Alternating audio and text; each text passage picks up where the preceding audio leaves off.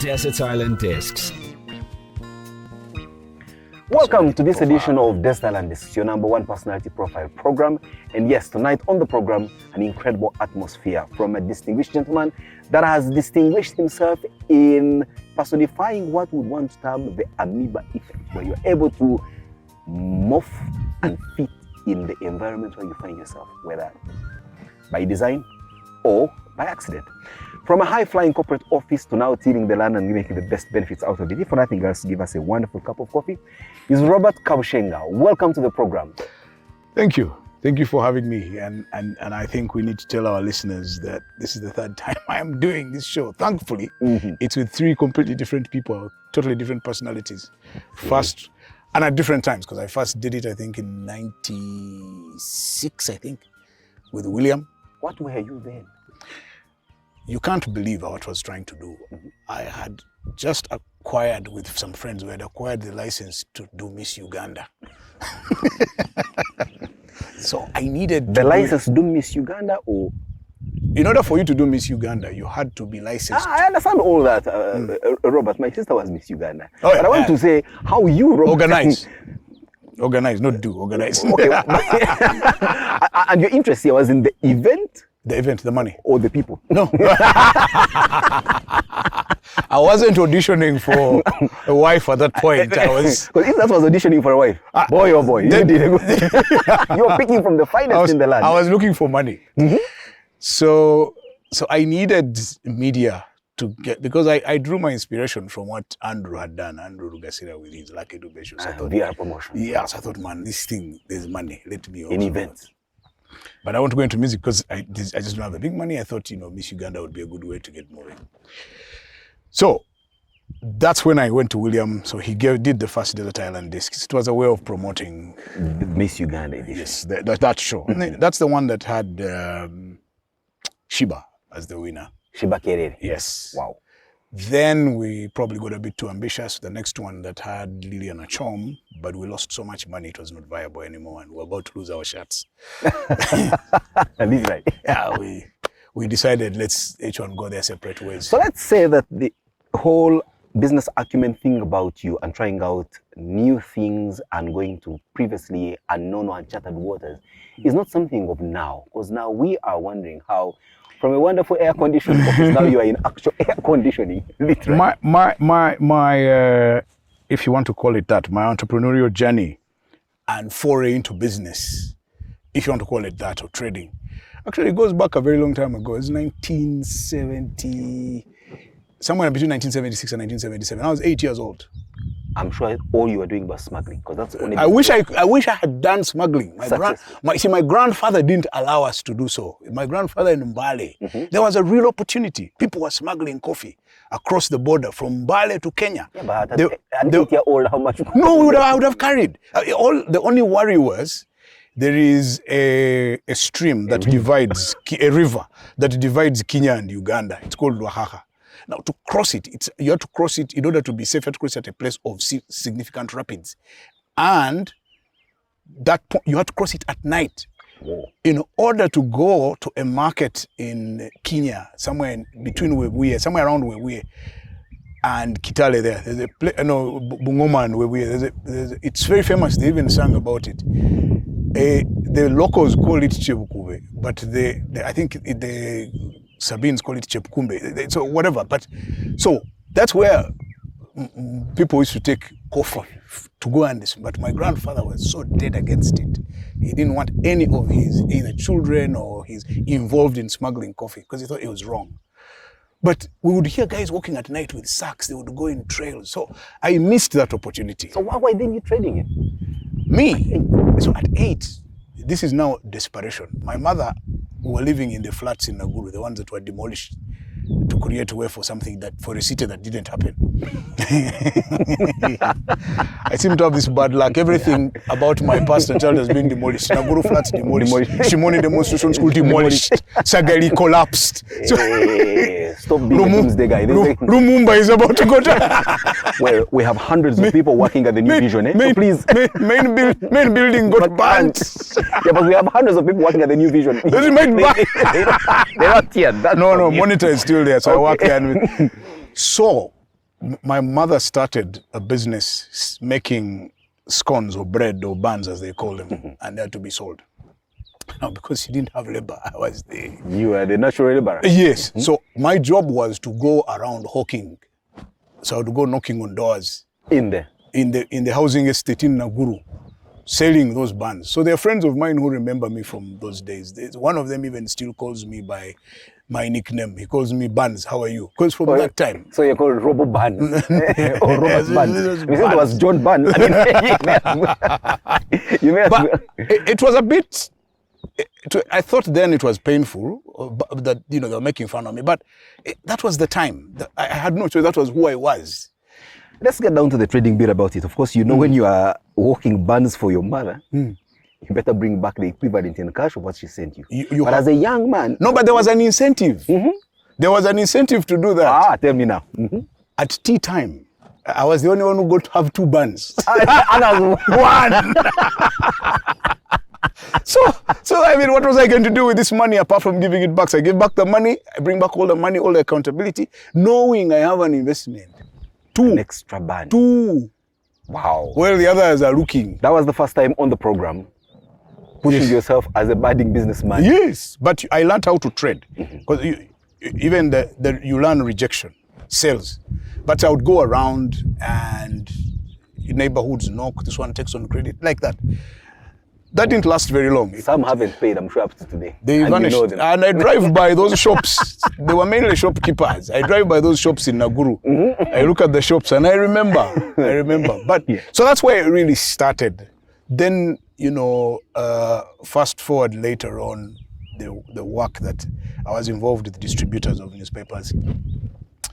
So yes, I have always found trading, enterprise. Improvising has always been something that comes to me fairly well. So let's pack that now. Okay. The second time you were on this program. Alan Kasuja. So I told you opposite. Which year?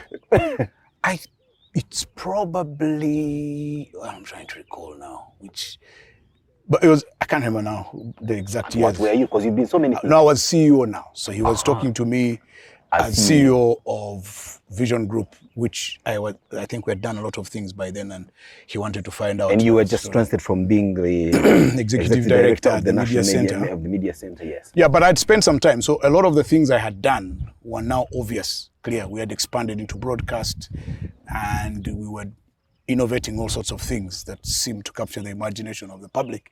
So he wanted to hear my story. Again, that also tells something about you, the ability to pick a bun and sell it as a burger. Or innovating. No, not sell it as a burger. You sell it as an experience. Tell me more about that. I don't get you. You see, a burger is just one part of the experience of a bun. But there is the smell, there is the look of it. Let's call it an aroma, please. There's a cultured Bachiga. No, you're one of us. So the thing is that you've got to acquire the skill of selling an experience. Never just sell a product. You see, it's not a camera or a microphone that you're selling. No. It's the laughter, it's the emotion. Exactly. Being able to capture those things, that whole experience that comes with it. That's what you sell. But people here come and want to sell me a watch. And they're telling me, no, it is the best watch. You can go underwater with it. No, the watch, you're telling me, how will I be seen? With the watch. Exactly. That's what I'm looking for. What's the image I'm trying to cut?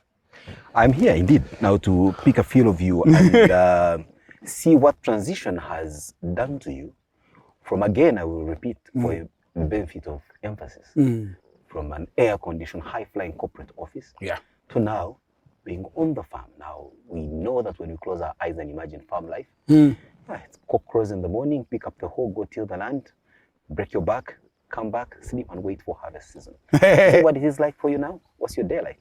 Fantastic. So what I do is, depending on what the day is like, I wake up. I'll probably be awake by around 5:30 anyway. But it's dark, so there isn't much that I can do outside.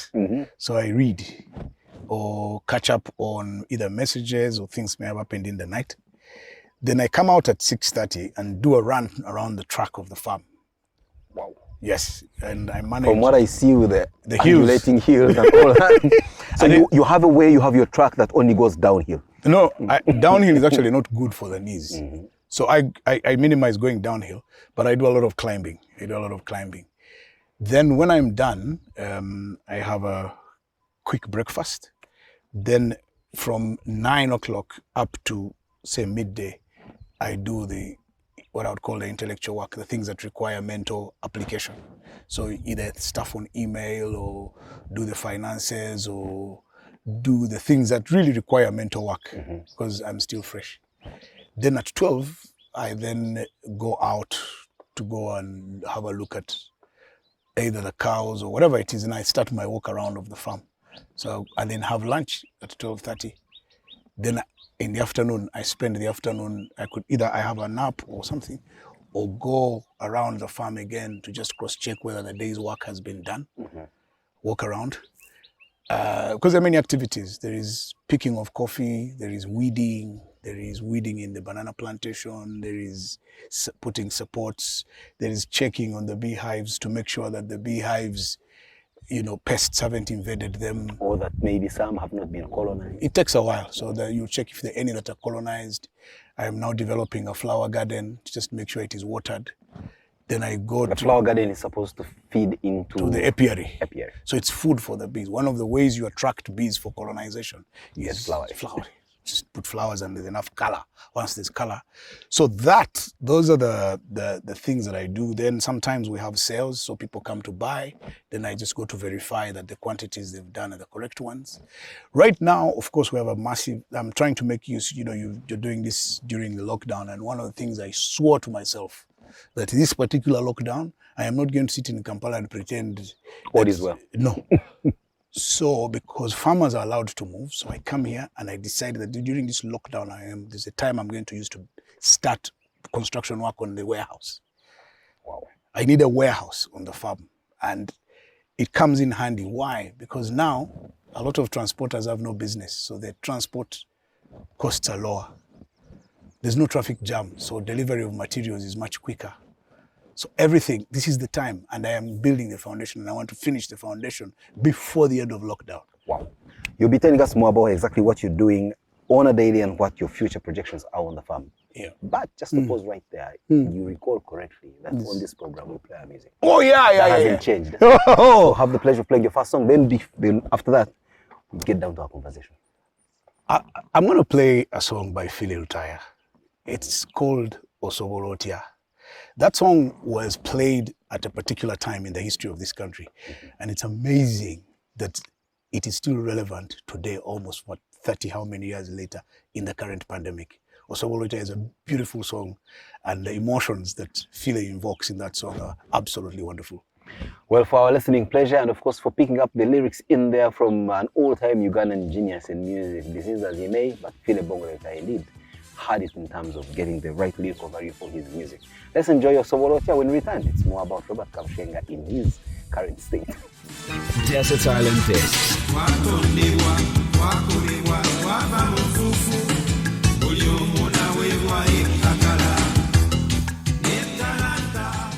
Welcome back to the program. Robert, looking around the expanse of the farm here, and I'm imagining it must be giving you that wonderful satisfaction in terms of view of the accomplishments so far. But this takes in quite a bit of work. Your day is 24 hours. Yes. Like many of us. Yes. But even to put up this is not after you retire from a full-time job. How were you able to put this up at the same time running a high-octane operation in the media as chief executive? What I discovered is that you have to make a choice. It's really, not that it's a new discovery, but you have to make a choice. What is it that matters to you? The day I said to myself, I asked myself this very fundamental question, Robert, what is your agenda? I'll never forget what Sevagala told Semugerere. He said, the problem with you, Semugerere, is that you like going on other people's kameme. You never have your own. They were quarreling in DP. Over DP, yes. So I asked myself at some point, I said, but Robert, what is your own agenda? As our people at home would say, what is your, as a person, what is your agenda? What's your purpose? Exactly. And that question started to haunt me. But how? You were, again, your career path of growth and development was only taking... But I was working for other people. Yeah. So I was executing the interests of other people. The question was, in all of this, what are your interests? A good salary, some perks here and there. Fine, but is it... The clout that comes with being in those Fine, places. then you realize how short-sighted that can be. And then all that is removed. Yes, then you now start to, you're forced to think long-term in terms of your interests. And that is the one thing that every human being should develop the capacity to do, to have a long-term view. You must have the ability to look in the future, like 15 years from today.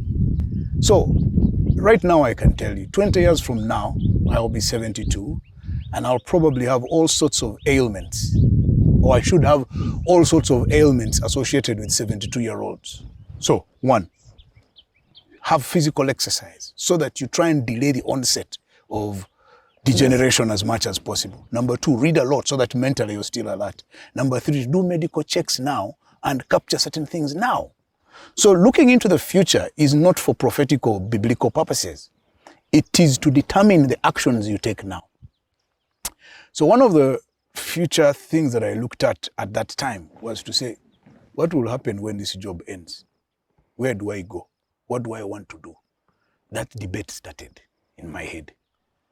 There is the normal, I don't want to call it derogatory, but that's an observation that many people use and it's become a proverb. Yeah. Abamu tufira ku mirimu ng'ekarai. You know a karai. Yes, I know it. It remains on the job. Until it gets a hole in the bottom. Right there. Yes. Why didn't you think that possibly you could also retire at the job? Not from a job. Okay. Was that again too Then the question... below your... No, the question is, then what? Because there is a way in which I wanted to live life. There's a way I want to live life in the 70s. Now, do I want to live life in the 70s? If that's, the way... Then, as a pensioner, so to speak. Yeah, then I can do that and then just stay in the job. But then also, there's a lot of change taking place. What was the guarantee that I would stay in the job forever? Until the time I wanted to leave. There's no guarantee. I mean... So you had to be in a position to guarantee yourself. To start shaping the way... The day after. Yeah, and it's not just in terms of setting in place the infrastructure to do that or the assets. No, it's also preparing mentally to say that I must prepare for a time when I will have no people. No driver, no driver, personal assistant, no guy cleaning up after you have moved from the boardroom. Nothing. Nobody. Some people are very strange. And the day when you have to receive maybe 1 or 2 phone calls as opposed to the 200 phone calls. Exactly. Now, some people leave their notes and books in the boardroom for somebody to come and remove. Now, so there are things traps I didn't fall into even when I was in the job. One, I never accepted a driver. Never. Two, I never had a bodyguard, except for a very brief incident where bodyguards were imposed on me. I carried my own bags. I learned that from, there's a recent Supreme Court judge who died recently, Ginsburg. Somebody tried to carry her bag. She was a very tiny woman. One of her bodyguards tried to carry her bag. She said, no, it's too heavy for you. This is a much younger person. I can imagine. So, there are things I said to myself, I will never allow those things to be done for me because it disables you. So, those things I never did.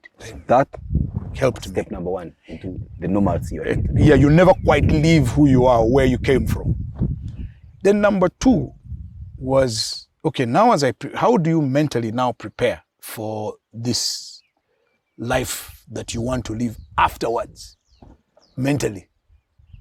Then I ran into a friend, somebody who became my friend, Gonza Kagwa. He's also doing farming. He's an architect, but he does farming. And we started talking about not just a farm, which has farming activities as the crops, but we talked about a lifestyle. We started to dream. Instead of building a concrete house, you build a wooden cabin to sort of mimic the life. If you go back and you check all my pictures taken when I started the farming journey from 2016, all when I'm at the farm, all of them I'm wearing overalls and gumboots. When you're the same tonight? There was a reason. There was a reason. Robert, get used to This. quickly. When was the last time you actually wore a suit since your return? I last saw you in a tie, I think, at your farewell party. Yes. No, I wasn't even in a tie. I was in a jacket.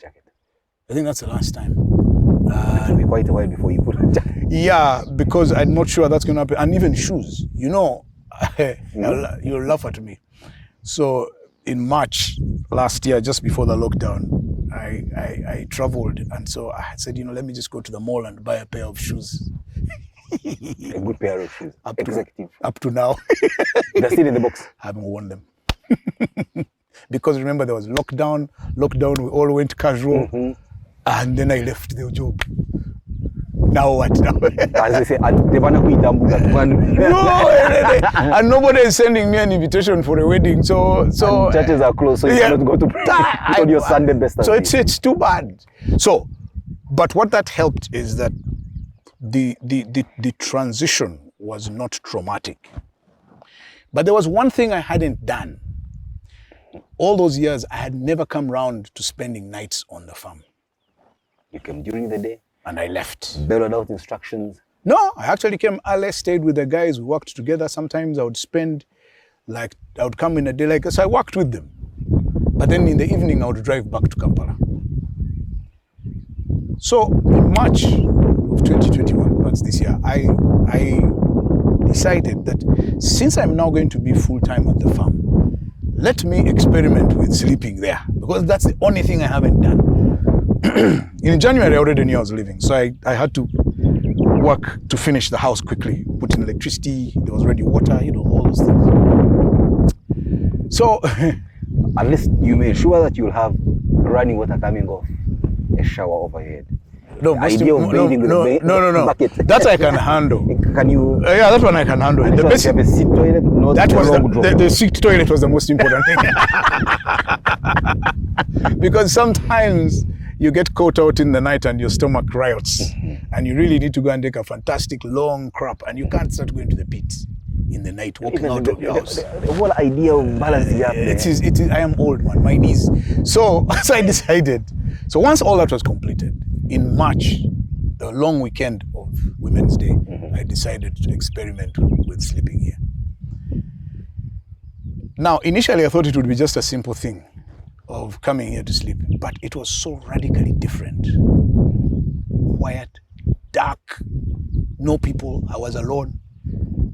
Things were running in the ceiling. Rats were climbing over the bed. Monkeys chattering outside. Monkeys not so much. It's birds scratching, lizards, rats running over my bed, and I wake up and I have to fling them off. And then the sounds outside, and then you're not sure whether you're actually alone and who is going to come for you. Then it's also unusual. And remember, for the last 20 how many years, I have been sleeping with someone. Absolutely. Now suddenly I'm on my own. Why did you come with her? It was Women's Day. That would be nice. Hey, that negotiation is still going on. You see, what I didn't want to do, and it's something I've never done in my life, I do not impose my personal wishes on other people. Even your children? No, because for me, I am capable of a lot of stuff. It doesn't mean that I now take them through the hardship. For what? For them, they are my children. I built them through a certain lifestyle, and I have built for them a house in Kampala. If that's where they want to be, fine. When their time comes in their lives, they'll make their own choices. So I couldn't impose. But I said, I'm going to start staying at the farm because now there's nothing I'm doing in Kampala. Otherwise, soon, I'll be going from one TV station to another talking nonsense. Well. No, I mean, in terms of... At least, now the TV at least has come to you. Yes, which is okay. So I started sleeping here. Now, I am used. I am so used that... The sounds that scared you are now lullabies. But I also fixed a few things, dealt with the rats, sorted all that stuff out. Now, I even come here and there's a certain feeling. Therapeutic. I'm happy to... It's like I'm happy to be back home after a short break in Kampala. It's not the other way around. No, I go to Kampala for the weekend. then come here to work. Yes, then I come. But let's play the next song. Then when we return, it's more of what exactly goes on in here and how you are kicking it through. Again, this is one of my favorite African artists, Hugh Masekela. But the song I want to play is the concert version of his song called Tumamina. It means send me. Tumamina is it's one of those public causes. You know me and my involvement in public causes. He says he's singing about sending him to champion certain causes. And I think it's a really beautiful song. But the concert version of his concert at the marketplace, play that for me. Just before we can play that, Yeah. Robert, indeed, you've been involved in very many social causes. Yes. Largely, perhaps because of the positions you hold and the sway your positions or platforms Yes. gave to those social causes. Yes. After this song, we want to find out from you whether you are still involved in more causes than what is now personal to you, and what else, indeed, you could be sent to do. So, Tumamina. We'll be right back. It's Desert Island Discs. Desert Island Discs. Oh, Tumamina, mdale wame Tumamina. Oh, Tumamina. Welcome back. It's Robert Kabushenga of Rugeo Farm sharing with us his life story in transition. But most importantly, his ability to morph and fit into circumstances that many may find very difficult to fit in. And because you have been on the program before, we're going to take you back and ask where were you born, when you were born, to whom you are. No. I think a lot of people know. Yeah. Even if they didn't, I think now we're more interested in how you are thriving and surviving this transition. So, before we broke off, we were talking about your ability to, do so many things, but most importantly, going in to champion social causes. Yes. Why so? Is it something in you or something imposed on you by the positions you held? So first of all, there was a selfish reason, selfish business reason for doing it. As your key motivation. Yeah. So Vision, as a company, had a unique position in society. It's owned by government. So there's a lot of prejudice by people. And so a lot of our competitors had also positioned us or stereotyping us. Of that. So we had to find a way of endearing yourselves to the audiences. Now it's important. So, and it worked because people started to cut us a lot of slack. We said, okay, but when it comes to these other things, blood donation, they're there. So these are social causes. So it's only the politics. And so they started to forgive us. So that was one of the motivations, that do things where people feel that you are important in their lives. You're an important part of their lives. You're not just something they observe at a distance. You touch their lives. You touch their lives. Yes. So we took on all those causes with fervor, and the people paid us back in large amounts. It was incredible, the goodwill we generated as a result of that. So what started off as a selfish business overture, position, the organization you're working for. Yes. Did it catch up into second nature in as far as you are concerned now? So the second thing about me is that I believed as a principle that if you head an organization or if you find yourself in a position in society, the purpose of that position is not just your personal benefit. Your personal benefit is a consequence. The purpose of you being in that position is to cause social good. So Vision didn't exist just for the sake of providing media. It had such a big advantage. Here I was in such a powerful office. Was I just there for the prestige of it?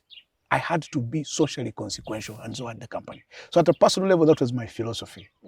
So to do things with my position and my office and my infrastructure that is bigger, benefits a larger number of people, and is bigger than me. And that helps because then I stop being the focal point. And then all the negative and envy stuff that would come with people focusing on me and the privilege of my position disappears. Let's get down to this farm. I mean, I drive up here and going through the matoke plantation, the coffee plantation. I've seen tens, perhaps even hundreds of workers in here. Let's start from the basics. Where do you find these guys? You found them on this village? You employed them here, from here, or you ship them in from Nether? I don't know where they came from. You do that. Some of them are from the local, they're from the area. Others came from, especially the ones who work in coffee, came from coffee growing areas. Now, these are poor people. These are desperate people. They need something to do. And they just want to do an honest day's work. That's all. They're not thieves. They don't want to kill anyone. They're just looking for a way to exist in the world in this monetary economy. Baganda have a very interesting wisdom. They say you cannot be the only wealthy person on the village. Mm-hmm. So the investment in the security of this farm is that it benefits the local people have a stake. So they have work here, I pay them, they go home, they feed their families. Mm-hmm. They are happy. So me, I have a farm. Whether I don't even get a salary from this place at all, no. Because it hasn't yet reached the point where the income can pay me. Can pay you, yes. But it can pay these other people who make it what it is, and we're still building, which is fine. Now, then another thing I do is I've managed to invest in sourcing clean water, which is something the village didn't have. Oh. Now, yeah, because they had to go to wells that were not protected and the water wasn't clean. Mm-hmm. Now they get water for free. So they are invested in my prosperity.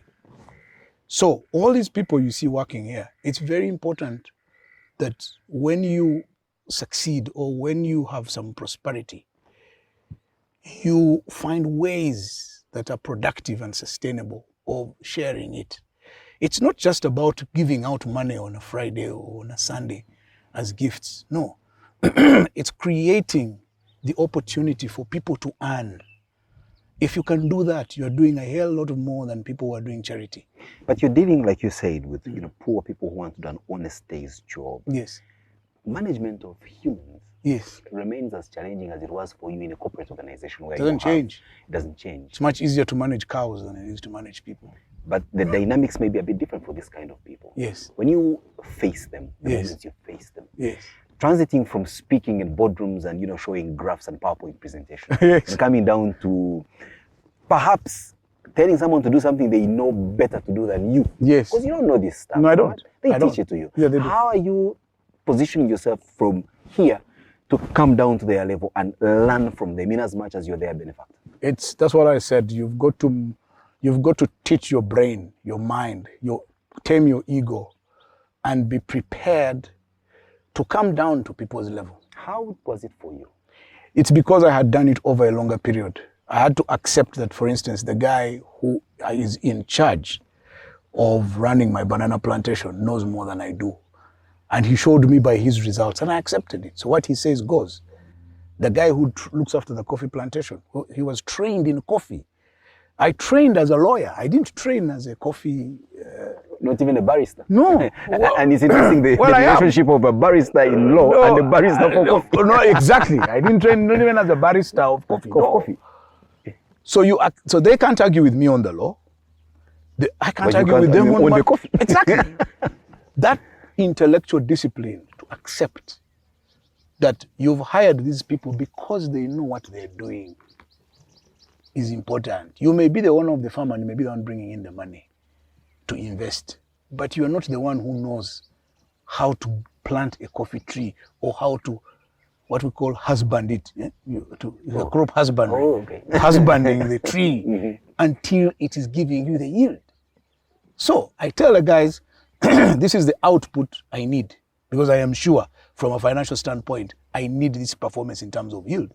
They look at me and say, fine, it can be achieved. Input. You bring these inputs. If you bring them, they translate into this. Finished. No discussion. We don't have these long meetings of people presenting PowerPoints and I don't know what. No, it's nothing. It's very simple.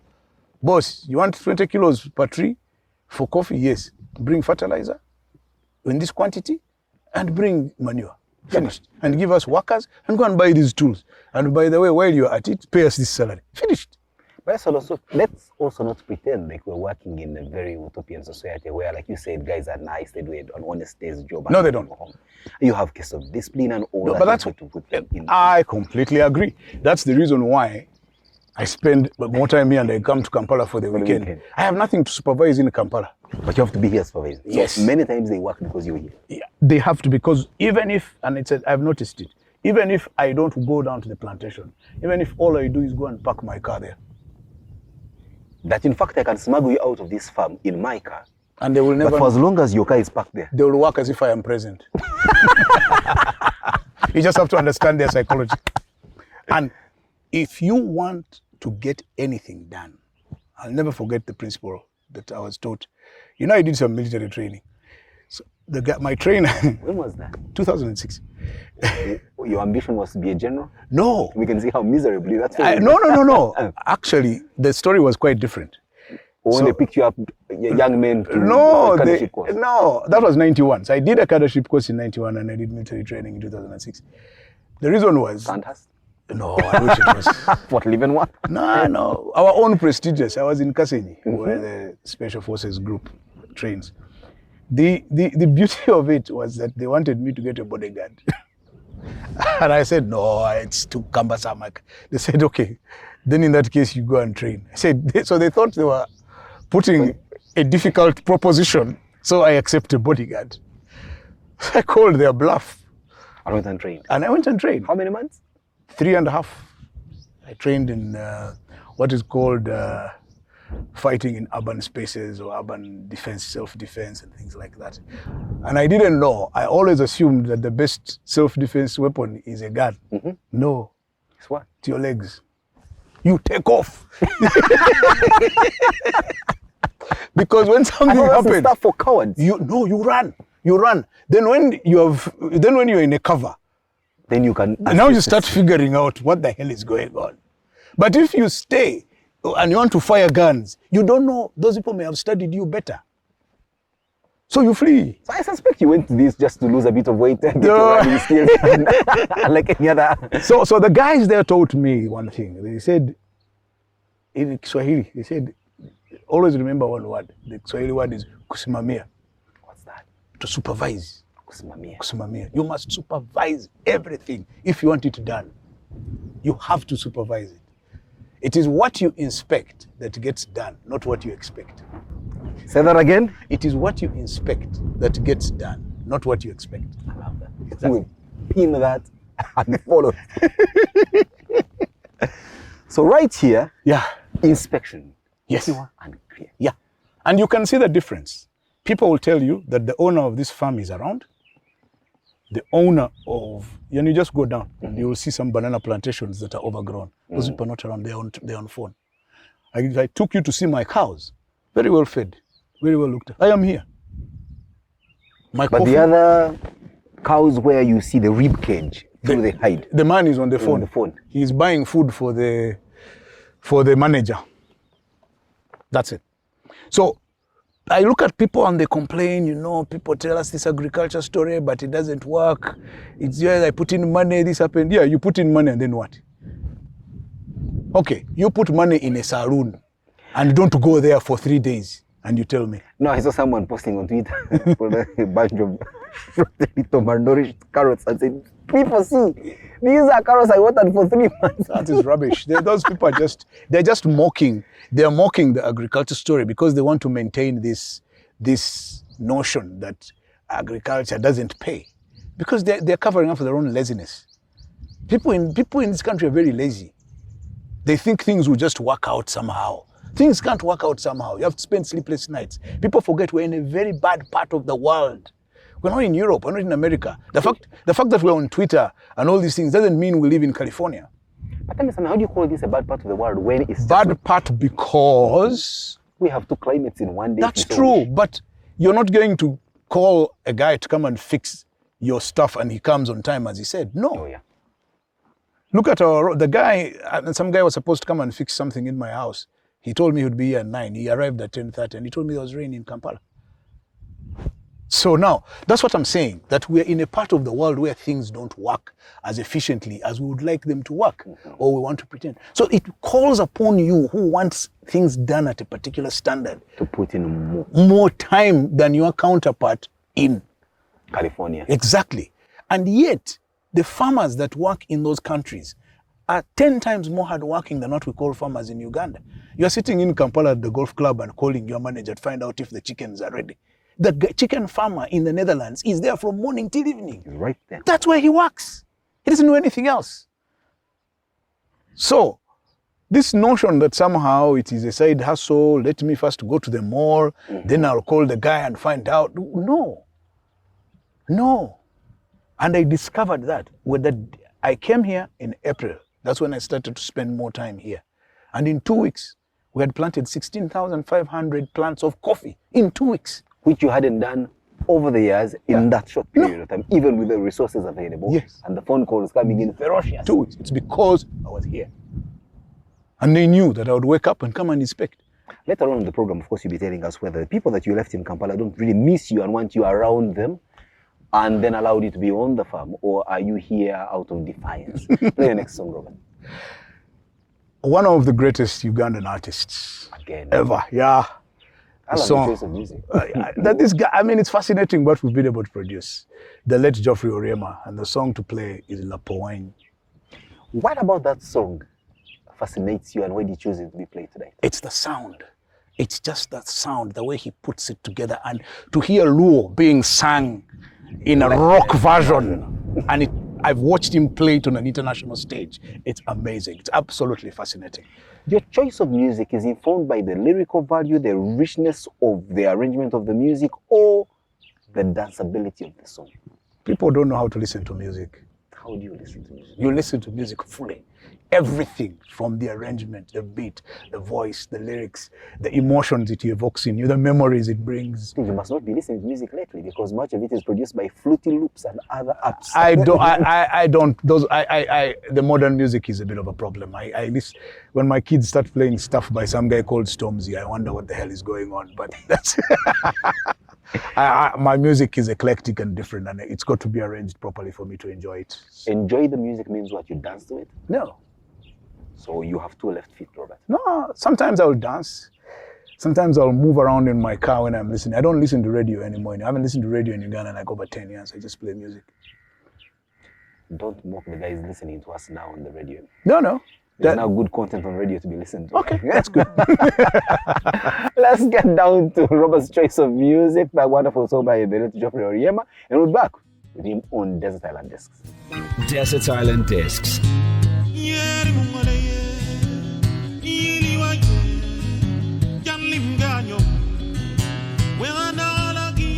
Welcome back. It's Robert Kabushenga sharing with us his life story as it is. Now, Robert, let's, we are touching here and there, but let's now go back to your last deployment as CEO of the New Vision. Yeah. And then the last days and transiting into this. Yeah. Many a times, and often, it's the management of the change process that worries people. When you look back at the last many years you were there, what do you look back at and say, thankfully, gladly, this I did, and I'm eternally grateful to my gut, to my grit, and whatever else contributed to my making it there? So first of all, I don't regret anything. Wow. Everything we did had to be done for the reasons that it had to be done. And in the process, many people may have been upset. It wasn't personal. I had a job to do, and we had to do it. And that was all that I cared for. I was given a task, I had to do it. But they didn't just pick any guy and give him that task. Yes. Robert, you were at the New Vision. If your story that you've shared several is anything to go by, and we don't mind you sharing it again. You walked into the New Vision, first time in your life, and you were doing the most menial jobs in there. Yeah. I mean, I had been there for a long time, in different levels. So I started on the factory floor, as everybody knows. I was counting newspapers, and then I did that while I was a student. Then I got back in as a legal officer, and then rose through the ranks, and eventually became a company secretary. And then I detoured and went to the office of the president. And then came back. Then I did the job, and I have, as I said, I have zero regrets. I had, because of the past experience and what I knew, and as a person, you also have your own plans and ambitions and things you want to realize in this job. And so you start to dream, and then you start to execute those things. So for instance, I had always wanted us to be in broadcast. So this was my chance to now pursue that, and it came through, and we did it. TV, radio, then there was events, then there was all the stuff that we did. And as I said, we made those choices and we made them at the right time. And they worked for us and it served us very well. And I have absolutely no regrets. But there's something else I did. And I said this to myself. So first of all, when I moved into the office, I never had any personal stuff in that office. No photographs of family.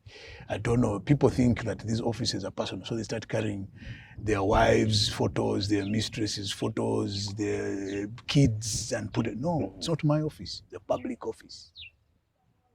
So in your office, in your house, there, madam is there. Chronological order. Fine. Now the personal stuff can come in. Here, this is a public office. So I was always prepared from day one to leave within 20 minutes. Just pick your bag. And go. There was nothing personal there. And it helped me to maintain perspective. You just reminded me of how I left my previous office. Yes. I had to get movers. Why? Bro, I know. I had a kettle, cups. No, mine was whiskey. Imagine. You are lucky. Me, I didn't even have coffee. No, but I had nothing. That's just stuff. I always knew that the way I came is the way I will live. But there's also the other thing, the principle that ruled my stay there. I said, I'm only here as long as I enjoy the confidence of my employer. The day I realized that the employer is having doubts about whether I'm the right person for the job, I will not stay 1 minute longer. And that's what happened in this case. I just knew it was time to leave. What were the telltale signs now? And let's gossip a bit about this. No, you realize that the expectations that they have of what they want you to deliver are at cross purposes with what you're able to do, humanly possible. So that guys stretch your ability as a robot. So at that point, you think, okay, I may not be able to do this, and rather than be in the way of this getting done, let someone else come and try. Let me remove myself so that I am not a problem. What was that, Robert? No, I mean, like I said, there are different expectations. There are business expectations. Vision is a communications company. There were communications expectations. There was a feeling that I wasn't applying myself fully on the job, and that in fact I was much more interested in my farming project than I was interested in the work at Vision. So you are shortchanging the employer. That's what they said. Your side hustles more than the main hustle. That's what was presented. I know I wasn't, but that's what it was presented as. And of course, because I was farming publicly, there was sufficient evidence. Now, the circumstances, the media circumstances at the time, I just don't think it could have been handled any other way. But the media circumstances at the time were used to show that I was. So you weigh all those things and you think, look, I mean, it's not Kabushenga's company. It's not George Williams. It's not Geoffrey Sabat. It's not. Please, as Sevagala would say, you tolerate. We tolerate. So it's the logical thing to do. Go. So I left. So there's nothing. There's no bitterness. No nothing. It's just you look at the situation. And then, of course, it's an agreement you reach with, say, you people. I think I may not manage, so maybe, okay. And if they agree. And let's say you were lucky. You were given the opportunity to have the conversation. Yes. On how. Yes. Yes. In other places. Yes. It depends on the relationship you have with your employer.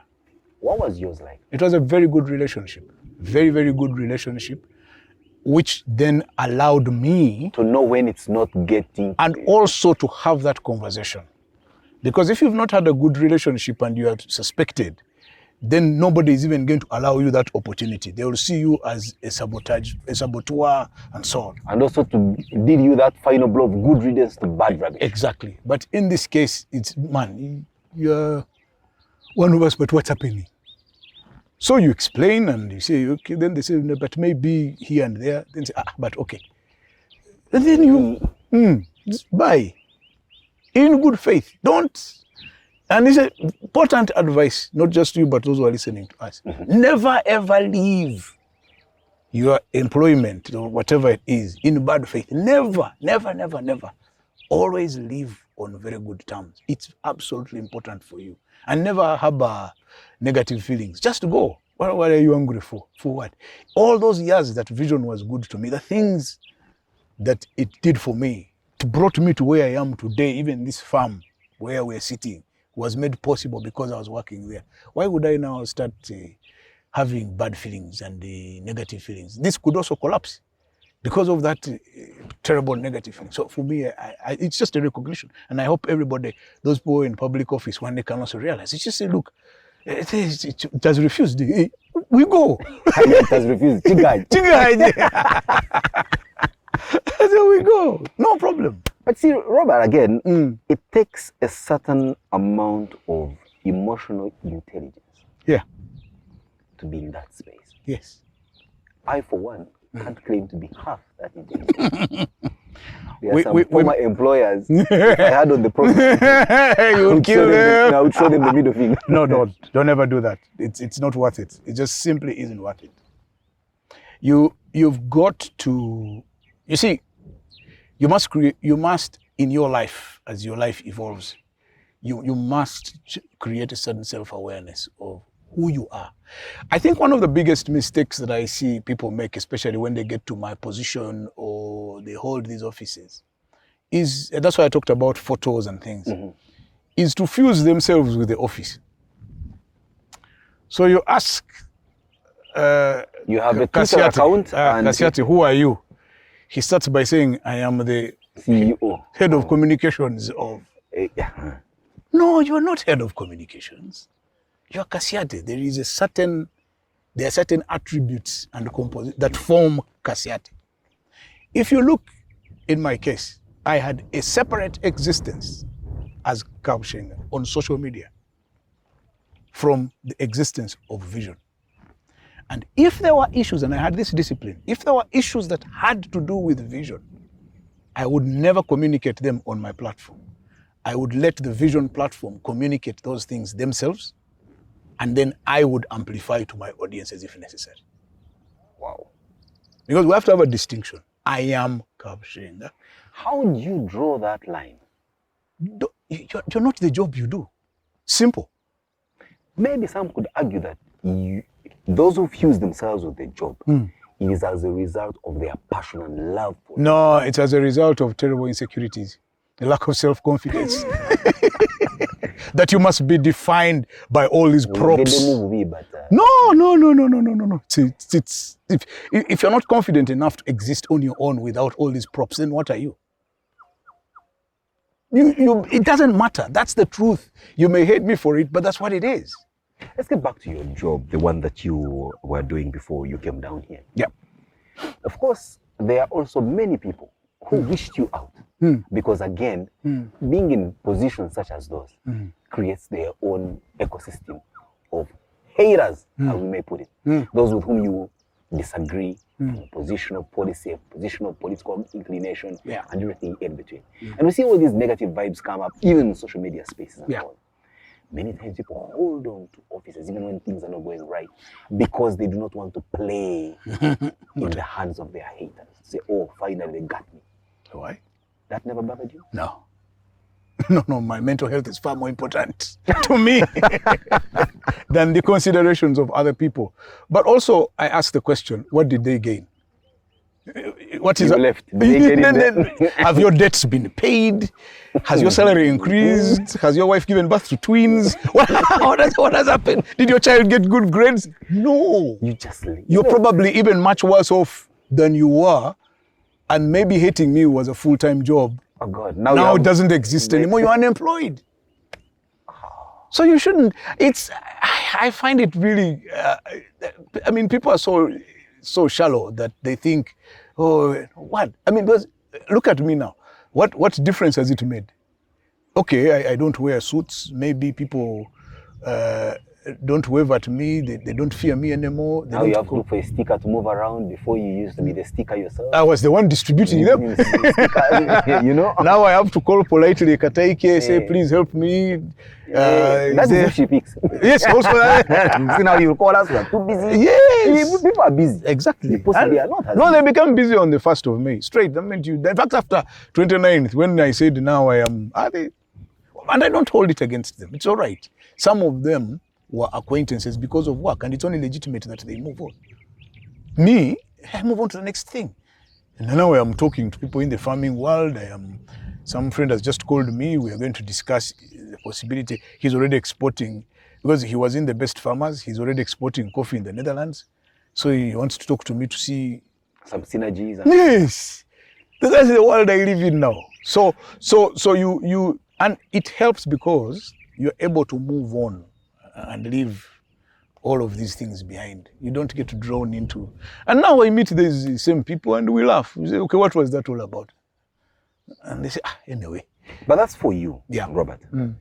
But behind you is a wife, his children, yes, his family. Yes. Who possibly, they may not share with you that feeling. Yes. As a young boy, if my father is CEO of a company, I yes, want to drop it around and my yes, father is CEO. Yes. The prospect of you leaving, how did your family take the transition? It was very difficult, especially for not, I don't know whether the word is difficult. It was, the news was tough, especially for my children. Now, I tell my children in December. Remember, I announced in January. But by December, I knew I was leaving. That decision had already been made. So I had to tell my children then. So that's the day I made a very, very important discovery. That because children are our children, we never pay attention to their own emotions and their own dreams and fears. We think that we're doing all the thinking for them and what we feel is what they should feel. So I realized that for my children, the first fear that came into their minds was, what happens to school now? Are we going to leave school? Because they've been in school with their fellows and colleagues who have left because their parents have lost jobs and they leave school. So now they begin to think, so we're going to suffer the same fate. And that's the first question they asked me. Said, so what happens to our school now? Of course, I told them what the plans were, and I reassured them that they would still go to school regardless, and that do whatever it takes to keep them in school, and that their education for me was priority number one. Paramount. Yeah, even all of this farming business, if it means abandoning it so they can remain in school, I was willing to do that. The moment they understood that and were reassured that they could go back to school, their fears, I could see, immediately went down. One of them actually cried, thinking this must be the end of the world. I told them, no. I said, first of all, school is guaranteed. 2, the house you live in here in Mutungo is guaranteed, so you will continue to have your home. There will be a reduction in some of the nice things we have. It's back to one ban. Yeah, one ban. You may not see eggs very often. Can't pay Simon. And with that, once that happened, my wife, it was slightly simpler because she had been following all the things that we've been going through. So it wasn't. You had been briefing her by the pillow. Yes. These ones you meet. Yes. This one is regular. So she knew. So she said, you know what? I think maybe it's time, because over the years we had gotten used to these situations. So she said maybe it's about time, and we agreed. The moment she was comfortable with it, then I was happy to make the decision and go through with it. So she was happy with it. She said, no, let's find something else to do. I said, fine, I'll go to the farm. I've been telling you about this. So the kids, I told them, and now I tell them, you understand that I have to build this farm as a source of income for us to be able to sustain our livelihood. So please understand that. They said, okay. So now I tell them, I have to go to the farm. They say, okay. Yeah. But just be sure you're here on the times we expect you to be here, which is good enough. That's very interesting. So you have to be, one thing I learned from my mother is you have to be open with your children about the fortunes of the family. There are no two ways about it. Don't ever, ever. You can lie to your wife, you can lie to yourself, but never, ever lie to your children. Never. Why did you tell me this earlier, Robert? Because one, I hadn't experienced it to that level, but you hadn't faced these circumstances. Yes. I wasn't here. Anyway, let's have this conversation. So it doesn't pay to lie to your family anyway, because but in your case, you're lucky. Your family is wife, children. Yes. No father, no mother. But that's all that matters. That's what it's coming to. No, is don't. That all that matters? Yes. Yes. Don't ever be deceived. I have cousins. I have 2 brothers, one here, one in Denmark. But they have their lives. So I don't know. Clearly, because I didn't even think you had anyone, like a sibling or anything. I do, surprisingly. We're actually a very large family. I mean, we're about 53 Kabushengas. Adult. Everybody who goes by that name, there's 53 of us. No, adults. Because the children. No, even the children. If you add the kids, grandchildren, anybody who carries that name, there's 53 of us almost. I'm still counting. You don't know who's born today, man. Yeah, no, there's at least. So, in that sense, that side of the family, I had a way in which I managed them. But ultimately, the people who have to pay the price are the people. Yes. So, that thing which I was telling you about, not telling them lies.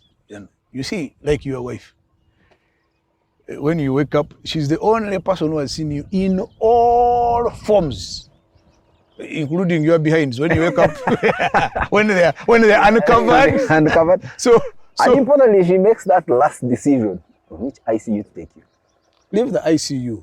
She's the one who signs remove the oxygen. So now, when you sign next of kin, who do you put there? So they might as well know everything. It saves so much trouble. So much trouble. So that's what I would say. That there's no point. So you tell them, then it allows you to forget. So you cannot forget. You do your other things. Then you go. No problem. Robert, play your next song. Wow, is that quick? So my next song is by one of the greatest African musicians to have ever come out of Congo. Oh, Franco. Okay, please. I hope it's not 15 minutes because it's like 20 minutes. Well, you can cut it short if you want, but 2 songs on one side of the tape. Side A, 2 songs. Side B. Those guys were something else. I mean, Franco, TP Okeja's band, and the song is Missile. Missile, you can cut it short, there's no problem. But it expresses a certain time when we were growing up of, the 70s, the 80s, of, these Congolese and what they were able to do and how they entertained us. I mean, you went to a party, not these days where, they put on music and the guys go... concert is being announced by Tabukati in Dongola. not this stuff that these young guys play and then you... No. The guys would come, and they play music. They first tune the guitar. Then they play slow. Then after that, they turn. First you're dancing squeeze with the girl. Then after you release. And you start grooving. Exactly. So Missile is a fantastic ballad. I think it's a great song to play. Wow. Yeah. Let's do that for our listening pleasure. It's always a nice way to unwind on a Sunday evening here on Desert Island Discs. We'll be right back. It's the biggest program you know. Desert Island Discs. Bolingo na pesa na yo, ezali yako batelama, motema ya mwana moto, bebo ya bampasi ya lamo. Welcome back to the program. I mean, Robert will keep you engaged even when you go in for a break and disrupt your listening pleasure to his music. But here we are again. Robert, you talked about growing up in Naguru and, the interesting times of the 70s, the 80s and all that. Just take us back to the best of your recollection in your childhood and growing up. So, and of course, some of your pick and some of these other misdemeanors. I mean, you are raised just next to the remand home for children. Did you ever? No, and it was always like a scaring point. Naguru. And actually, I have an enduring friend for life whose mother used to head that place. He's now a judge of the High Court, Justice Michael Elubu. His mother was in charge of the remand home. So my mother would tell me, If you will take you. We take you there. So was the Erubu's home an extension of it? It was across the road actually. No, like their home being in their house. That's an extension of what was going on. No. The home was. She knew how to distinguish. No, her herself. home was different. And we were in same school with Michael. Okay. So, you know what I look back at and I feel a sense of nostalgia is, first of all, we grew up at a time, there were no walls. Exactly, even where there were fences. There were no fences. There were Christmas trees. And there were holes. Yeah, And we enjoyed, so we lived in flats, so that wasn't a problem. But you'd go to a friend's home, and there was that's how the name Panya roots started, because the rat could go through a hole. So there were these holes into people's fences. It didn't matter, people didn't have gates. What I look back to was we played. Simon, we You played rolled tires outside. like these with cassava stems in We them. fell down. We have scars on our shins. We climbed trees. Did you ever climb a jambula tree? It's the most difficult tree to Slippery climb. like this. There are no branches until you're Until up. So you had to have a system of grabbing yourself going up. Now, but then you see, power has come from a long time ago. So you have to have a system of guys down there protecting your... Jambula things. Yes, because you go up there and you shake. Now guys gather. But you have to have some kanyamas down there. Because there are 3 of you up, and each one of them has their own people. Yes. Then the system of mangoes, trees, because we couldn't climb those trees out there, beating mangoes. So you throw a stick, whap, get a mango. And many of them, you never waited for them even to write. Well, there's no time, you're hungry. You're hungry. So salt and raw mangoes. Then we went to school.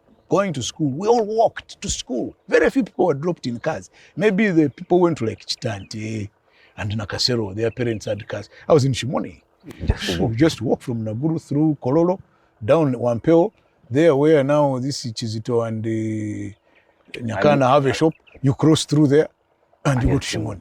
In the evening, you walk back along Jinja Road with the guys going to Ntinda. They leave you at Lugogo. You cross. You first spend hours watching football. KCCA. That's why I have always been a lifelong supporter of KCCA. They are there at the behind ShopRite. Yeah. So we'd sit there, watch football. Then you realize time has gone. You run back home. They beat you. You missed time for evening tea and bathing. I don't know if it happened to you. But they were watching legs. They would bathe. They would bathe you chifuba. And then smear you with Vaseline. But those were the times. It was a tough time. When I look at some of the debates and complaints today, and people are screaming and shouting, and I just think, like for me now, yes, the pandemic has been a tough one. And it has had, bad consequences. People have lost loved ones. But a friend of mine called me and said, but aren't you... I said, for us who grew up during Amin's time, we know life was much worse. And more uncertain. No, usually people were killed just like that. Friends, we know, their lives stopped. You are in class with Simon. Suddenly, Simon stops coming to school. After like 2 months, you know Simon. Then you hear quietly it's being whispered, Simon's father was killed. And they went to the village. Yeah. They disappeared. Life ended for those people. There were no phones those days. There was nothing. Sugar was a rumor. You would hear that the Simons, they have tea with sugar. On Sunday. So I think that life, yes, there's a pandemic and everything, but life is much better today. Way better for a lot of people than it was then. Life then was difficult. So was that realization of how difficult life was in you at that particular Very time? much. Or you just wallowed through like happy No. And so when it was it one of those driving factors that made sure that you, one, do your stuff to the best that you could in class? Yes, and it also still rules the way we approach life, people of my generation. We are so ruled by the experience of shortage, of uncertainty of life. And you can see it in the children and the way we've raised children, that we are trying to compensate for our own lack. Exactly. And we want to now live their lives for them and do things for them, and we're disabling them in the process. So it had its fun. I mean, like I said, we played outside, we had friends, real friends, not the ones on the phone and social media. We had real friends. And some of them are enduring. Like I have friends I've been friends with since 1972. Wow. We still talk today. Yeah, we run into each other. We've aged, but we're still friends. So those kinds of things were good. We also went through hardship, which prepared us for when now things stabilized. So for me, there is nothing you're going to tell me about hardship that I didn't know. I sat through 2 civil wars. I sat through the war that removed Idi Amin and the war that removed Obote. That whole 80s. That, you see, people talk about that war of the 81 to 85 from the point of view of the fighters and the people who were in the bush. Mm-hmm. Nobody has talked about what life was like on this side. The street where people were being brutalized by rogue elements, and how it was unsafe at night, and the robberies and the shortages, and the people had no options. People had no options. I mean, when I tell people we used to drink porridge in the morning, eat posho for lunch, drink porridge in the evening, and eat posho for supper, they don't understand. Bottom line, maize. Carbohydrates. And one carbohydrate. One. Occasionally, if somebody comes from the village, they bring you cassava. But you see, remember, it's perishable. You eat that one once, you know what? Yeah. So for me today, that's the only thing I have argued with Dr. Kasyate. I don't even know Kasyate. I will eat meat and I will drink sugar, because I grew up during a minister. Most things were not there. Just leave me that one. I will run 30 kilometers, anything else you want. But meat, I will eat. Chapati, I will eat. Sugar, I will drink. Because leave me. Because really, those were tough times. Margarine, what is called blue bar? My friends, you hear that at the Simon's home, their father came back from Nairobi. He has toothpaste. Toothpaste. We used to bathe with washing soap. What are you talking about? So what were we using for brushing? Soap again? Soap, yeah. At least you had a toothbrush. Yeah, you put a bit of soap, you scrub your teeth, they are white. We didn't know about these days, talking about dental floss, mouthwash. Toothpicks. I thought it was a fashion statement in the early 90s.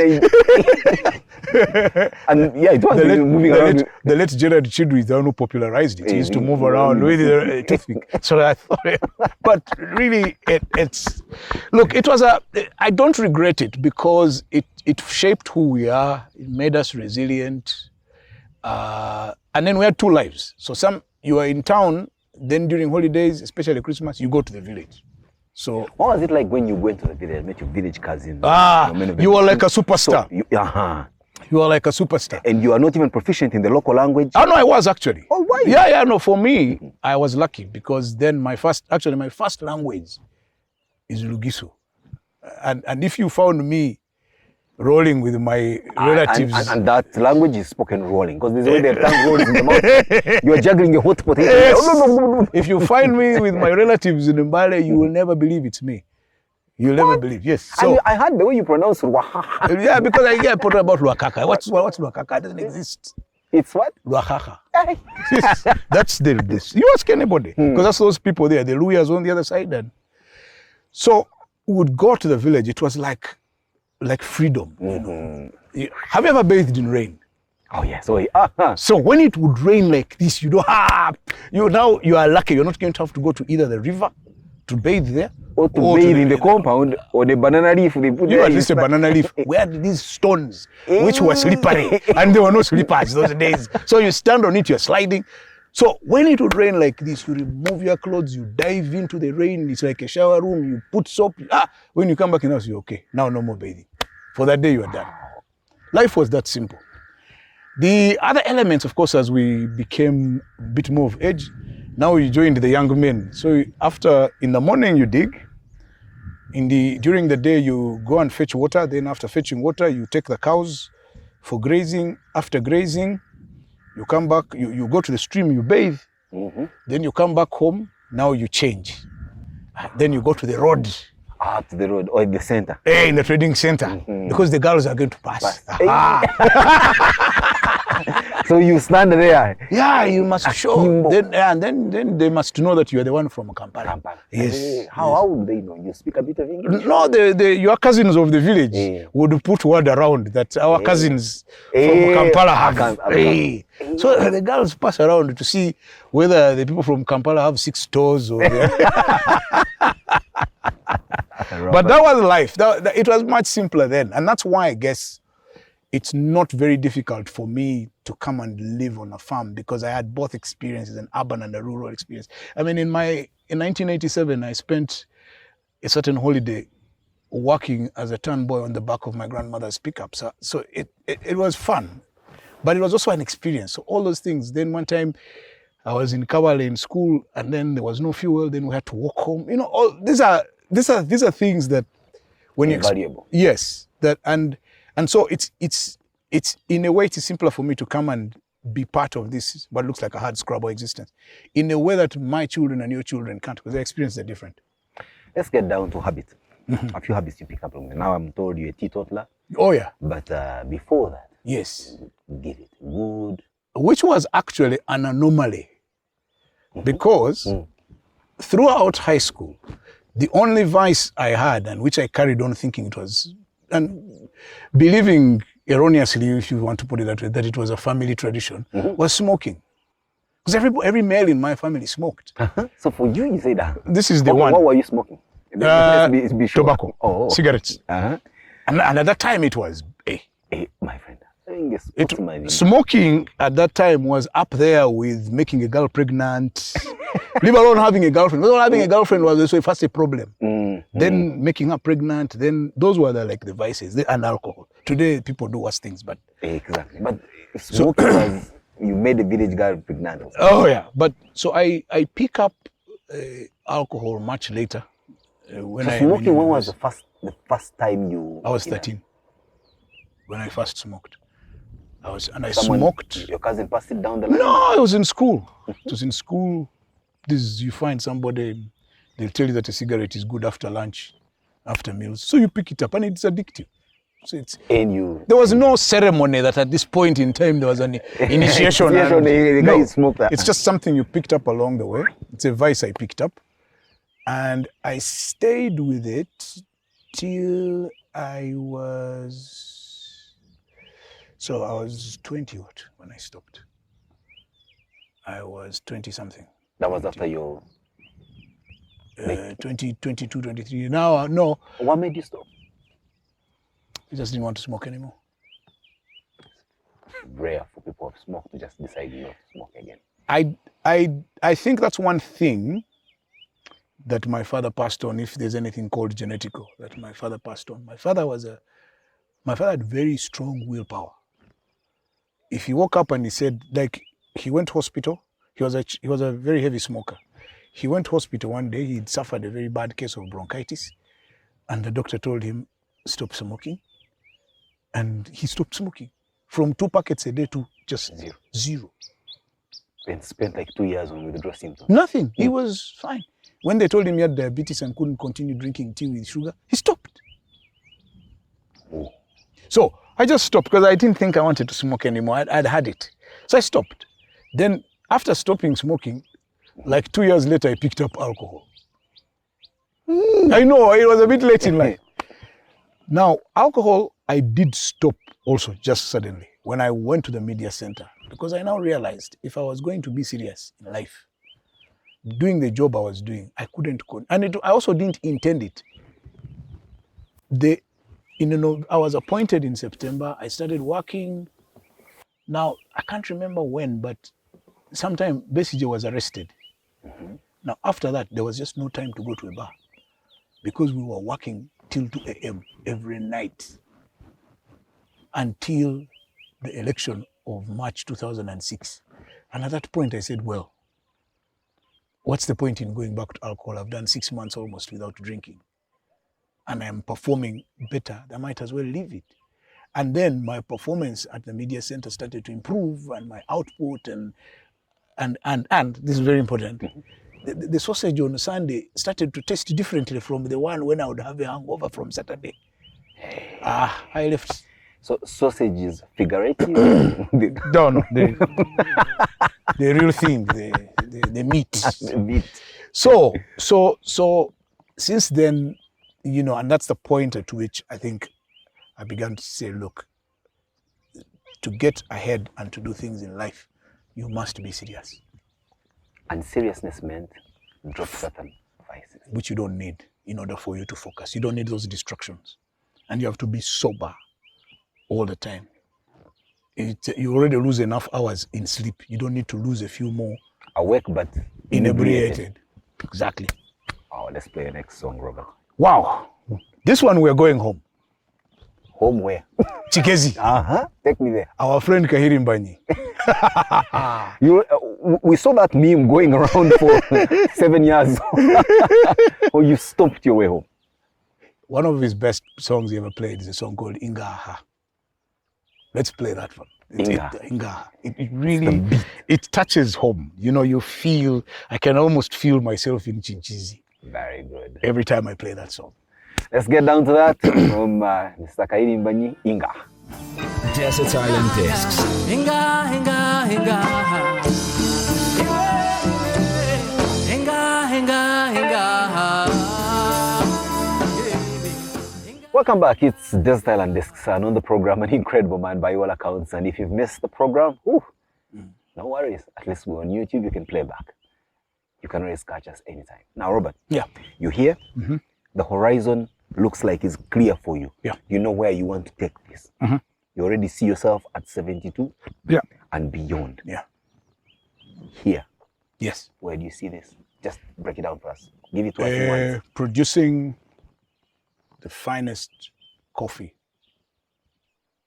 possible, a thriving farm, doing bananas, and living very simply but very happily and very comfortably. That's if you don't get the disruption of another appointment. If it came, will you take it? Well, I told you about 2006. Now, when you've been through that orientation, what we say is that when the commander-in-chief gives you an order, you carry it out. So I am a fully trained cadre. If the commander-in-chief says, go and do this task, you go and do it.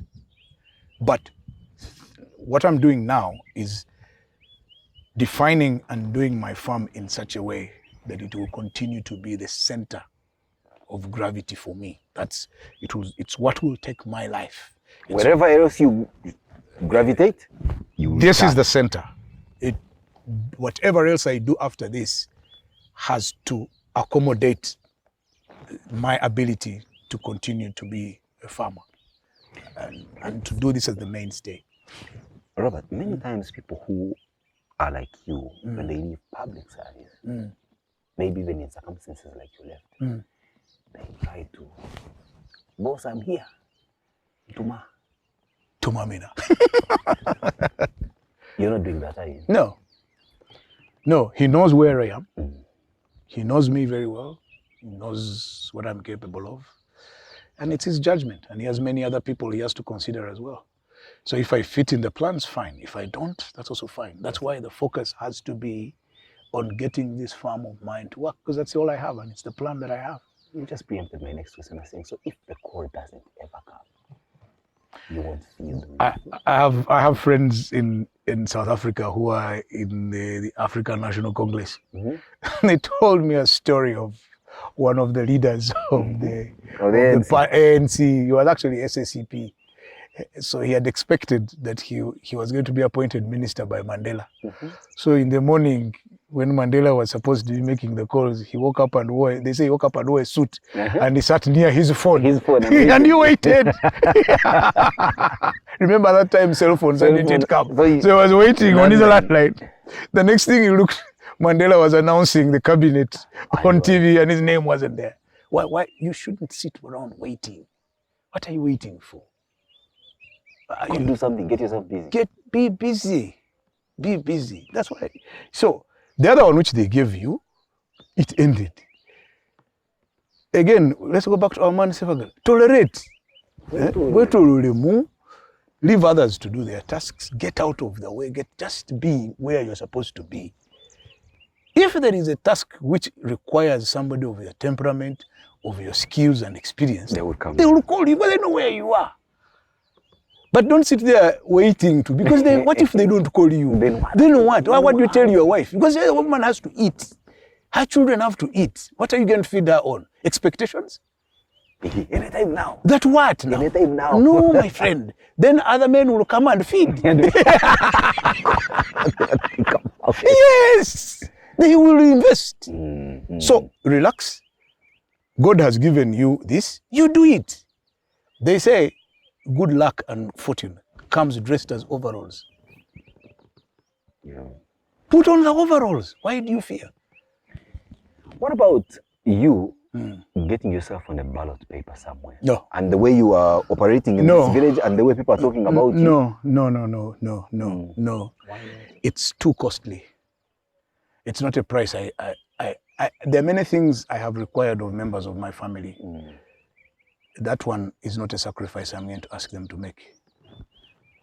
They will not allow. My wife just won't accept it. The children don't want it. So. And you, Robert, can't afford it. I can't afford also, it. you're not a very pleasant character like these politicians. You will tell off your voters. That is the problem. And they will vote you badly. Exactly. And it takes away my ability to be able to speak freely. And you know, if you have an uncontrolled mouth, so it works against you. So that's that. I can't. So forget about it. For you, politics? That phase, as it went with my time in the media, I think that's when. But I'm definitely not going for elective politics. That's out. It's not going to happen. Lately, you have, especially with this latest phase of the pandemic, where we're given 42 days, you picked up something that just went platinum almost overnight. No, it was. I was surprised. Sharing your wealth of knowledge, but most importantly, your networks and bringing them to life on spaces where young people were yearning to listen and watch sense. Yeah. I won't ask how that's gone, but how do you intend to continue that? Is that a direction you're looking at? To say, I'm going to squeeze myself of all the knowledge and wealth of experience I've had and just give it to the next generation gratis? Because what do I do with it now? It is sitting in my head. I can't put it on a shelf and sell it. No. You can't package it in coffee bags. Nothing. No. Give it away. It is of no benefit to me. I have already used it and benefited. So I have an obligation, both patriotic and divine, to empower people who are younger with what I know and let them make better choices. Because if those people make bad choices, they can take the country off the cliff. So we are invested in them making better choices.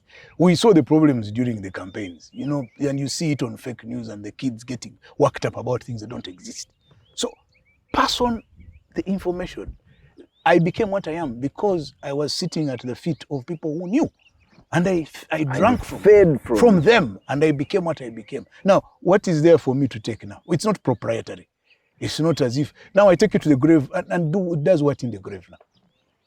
So this opportunity came up, I saw it, I thought, okay, maybe let me use these 40 days. People are sitting around doing nothing, they're puzzled. I have faced these situations. Last lockdown, I watched people wasting time quarreling on social media and watching things that didn't matter made in Europe and America. I said, okay, I have followers, let me try and be of practical use to them during this time. If I am useful to about 100 people, that's okay. Do you know what shocked me? You have thousands of them. Actually, somebody did an analytics. There's a young lady, very smart young lady called Ruth Aine. She did analytics for me for this campaign. This campaign has reached 8 million people. Shocked. What's going on, guys? So everybody, you should monetize. No. These are God's things. He gives them to you for free. Just give. It's like oxygen. Just give, let people breathe. As they say, government. So I will do it because I have an obligation. Simon, I went to school in this country at a subsidized rate. The taxpayers paid for me up to university. Why shouldn't you give back to them? I got a job. The taxpayers paid you. I have lived well. I think it is what they call it. Kuliaza manya. It is cheating people. If I now want to say, let me now be a consultant, which I'm paid by hour, no. Give. What is there? Give. COVID can take you now and you die. Give. There's nothing for you to lose. You have already gained. Because somebody said, but why don't you send an invoice? I said, no, I took advance. I am now paying back. Wonderful lifestyle that you have. Yeah. What's your favorite dish now? Wow. First of all, let me tell you my eating habits, and these have remained. I'm a very domestic eater. I eat at home. In Ruchiga, that would be a busy. Aha. Complicated guy. Very complicated. Anything here. At home, I go home, I eat at home. And I hope that for you, it's not freshly made kalo. No. When you arrive, they put the water on fire. No. I know men like you. Sometimes I tell them, that's water you bathe it. I am coming with it. I'm coming to take away. I'm coming with it. With the cafeteria. No, because it's part of communing with your people at home. So we eat together. So I'm a very domestic eater. I'm not a very picky eater, but I would rather eat the food that's cooked at home. The few times we go out, I now look at Madame and the children and say, you decide what I should eat. So now you live in such a dictatorial setting that people determine what you eat, not what your whims are. No, because like here at the farm, I eat exactly the same food as my workers, and it's portioned beans. Finished. There's no time for niceties. I never was such a great cook, so. Yeah, but I'm not asking what you're eating at the moment. What's your favorite dish? Like what? Yeah, what? Okay. I quite, first of all, I enjoy like any typical Ugandan. Etoke. Nevinyegwa. Okay. Okay. But I add, because of my Mbale existence. Malaya. You call it Malaya. It's Malaya. Malaya. It's actually the correct pronunciation. Kamalaya. That's the name. Wow. Kamalaya. I've never eaten those bamboo things. I mean, it's delicious. It's like mushrooms. So, matoke, groundnut with the Malaya or mushrooms. I'll be happy, man. Or rice and beans. Very well, fresh beans and rice. Fried or boiled? Fresh beans and rice. I'll have a blast.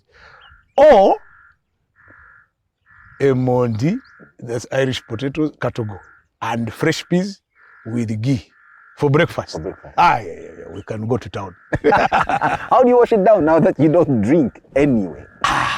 Yes, I take tea or coffee, depending.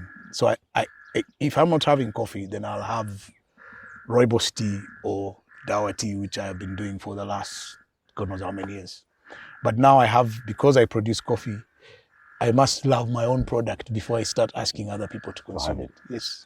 What gets you angry, Robert? Like really worked up? Like, I don't know if I can see you actually getting angry. Yeah, the thought of it is just getting you. I don't know if you know the term, but there are people who are called abawejere. There are people who are poor. Life handed them a bad deal. Okay, what makes me angry is when people mistreat people in that sense, because they're just, whether it's at work. Why are you? This person is at work. For them, it's desperation. That's why he's an office messenger. That's why he cooks food, makes tea, serves you. Why do you hound those people? Why? What has he done to you? Already life has beaten the person so badly. Now you're adding yourself because you want to prove that you have power.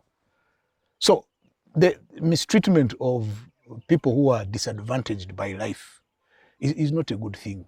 And those people, I was always sympathetic to them at work because they are there. Because I used to say all of us came here for a kavera. The only difference is that yours is black, mine is green. Green is bigger. Green kavera is bigger. Yours is black. Isn't this white one? Smallest. Yes. And I said, and there's some things I used to tell the guys. I said, for instance, when we would get a Christmas package, things take home. They would say, now, EXCO members should also have a bottle of wine. I said, no. Level. All of us, whether office messenger or Kabushenga, will all take 2 Coca-Colas, rice, soap. That's enough. Because, the same as medical, because irrespective of our different social positions, our emotions towards our children are exactly the same. So if our children are not eating, if they're not going to school, whether your children are in international school or they're in a normal school, the fact that they're not in school creates exactly the same emotions in you as it does. Yes, we're humans. What gives you a good laugh? Well, you have. You laugh. This is one thing that I wish everybody in their lives could have, a sense of humor. Because a sense of humor saves you from many problems. One of the things about a sense of humor is that it makes you laugh at yourself. And there's nothing better in life than laughing at your own circumstances. Get out of your skin and laugh at yourself. Because then when you do, no matter what other people do to mock you, it will never make you angry. I like that. Finished. You solve life's problems. You're a widely traveled man. Yes, but I've never been to Australia and Latin America, so that doesn't count for widely traveled, maybe fairly well traveled. Jamaica, you know. You're lucky, man. Me, I would like to go to Cuba. That is the one place. Cuba and Jamaica. Cuba, yeah, I've been told that some of those cohibas are let's not go there. That's the one I want. And Jamaica. Jamaica. In that place. Yeah. But what about here in Uganda? Where would you love to be around and enjoy yourself and be at peace and at one with nature? Don't mention this place. We're already here. Kidepo. Wow. I would ask why. But I'll ask why this place, in Wachiso, bears the name Rugyeyo. Because... Is this the name of this village? No, so this is Chitaita. Chitaita. Village. Chitaita Parish. Nakulamude. They interchange the names. But Rugyeyo is the name of the sub-county where I come from. My home in Kanungu. And it means the place of the colobus monkey. Because, you know, Kanungu was a national park. And that particular place where we came from was dominated by colobus monkeys. Was a national park or still is a national park? It's pretty much degazetted now. Even you guys who live in there. No, it's their mama and babas who are... You're part of the animals. No, Chinchizi West, they're the ones who are still with the animals. They are still the animals. They're there, Lake Edward and so on. So now you're drawing it closer to Gangari and yeah, you are all the same. Have a fight. But the thing I was saying is that the Rugyeyo, the reason why I picked the name is I wanted a unique name, but also I told my family that I had moved. I wasn't going back to Chinchizi. This was going to be my home. I'm going to settle here. So I borrowed the name to maintain the emotional attachment about Rugyeyo. But the only place called Rugyeyo is the farm. The rest of the village has its name, and I'm not changing names at all. When you put in a Google search for Google Maps, say Rugyeyo, the damn thing brings you here. Oh, it does. I didn't know. And not the We may have to think of proprietary right IP. No, I am entitled as a person from there to use the name just the same way I do, and it's fine. And I look back with a bit of personal satisfaction because, one, being in the public space, people may not recall, but when I was on radio, I used to make Kanungu quite famous until the Chiweteres came along and did showed you what fame means.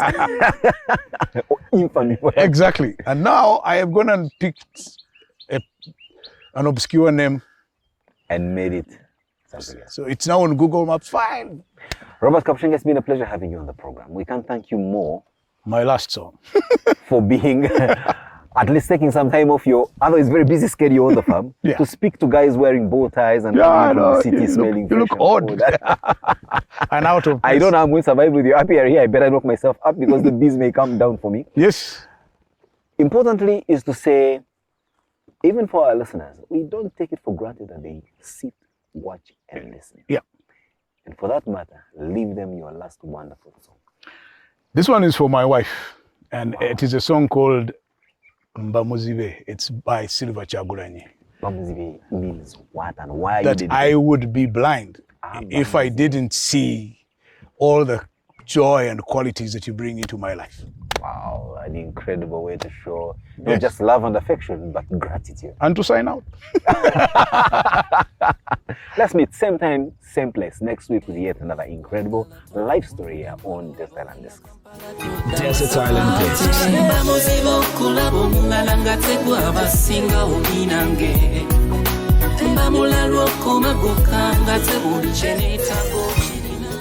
Desert Island Discs.